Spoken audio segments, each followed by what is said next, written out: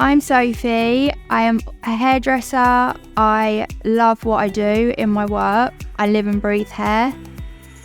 I have 2 children, Harrison and Jessica, and a husband, Darren. Our wedding was very low-key, but it was special because the children were there when they said your husband and wife, my son cried. Also, I have a toy cockapoo, Kiki. Taking Kiki for a walk means I switch off from everything and I use that to relax.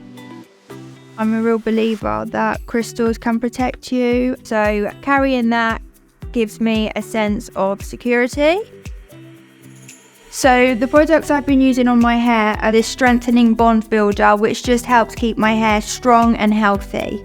And the second one is this volumizing shampoo. Now this makes my hair feel lightweight and doesn't weigh my hair down, so the styles hold when I blow dry. For me, washing my hair is very important, so I use at first a clarifying shampoo, which gets rid of any build-up of products and oil, and then secondly I'll go in with my volumizing shampoo and finishing it lastly with my volumizing conditioner. My hair being in good condition makes me feel confident and happy. I think when you feel good, you're a better person.